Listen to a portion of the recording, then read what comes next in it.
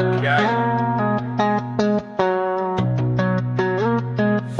బీదలను కటాక్షించువాడు ధన్యుడు, ఆపత్కాలమందు యెహోవా వానిని తప్పించును.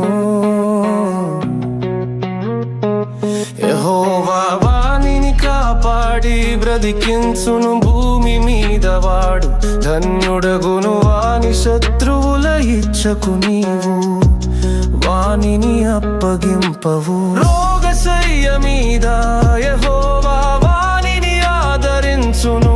రోగము కలుగగా నీవే వానిని స్వస్థపరచుదువు.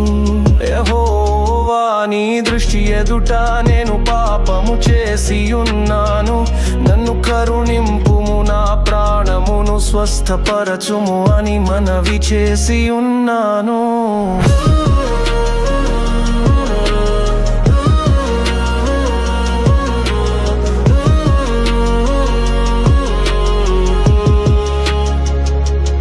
అయితే నా శత్రువులు నా విషయమై చెడ్డ మాటలాడుచున్నారు. వాడు ఎప్పుడు చచ్చును, వాని పేరు ఎప్పుడు మాసిపోవునని చెప్పుకొనుచున్నారు. ఒకడు నన్ను చూడవచ్చిన ఎడల వాడు అబద్ధమాడును. వాని హృదయము పాపమును పోగు చేసి కొనుచున్నది. వాడు బయలి వీధిలో దాని పలుకుచున్నాడు.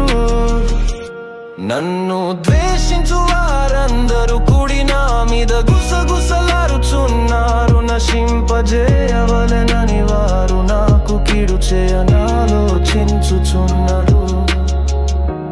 కుదురని రోగము వానికి సంభవించి ఉన్నది. వాడు ఈ పడక విడిచి తిరిగి లేవడని చెప్పుకొనుచున్నారు. నేను నమ్ముకొనిన నా విహితుడు నా ఇంట భోజనము చేసిన వాడు నన్ను తన్నుటకై తన మడిమెనెత్తెను. యెహోవా నన్ను కరుణించి లేవనెత్తుము, అప్పుడు నేను వారికి ప్రతీకారము చేసెదను. నా శత్రువు నా మీద ఉల్లసింపకయుండుట చూడగా నేను నీకు ఇష్టుడనని తెలియనాయెను.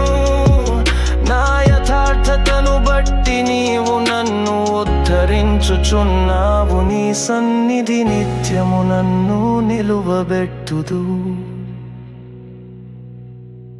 ఇశ్రాయేలు దేవుడైన యెహోవా శాశ్వత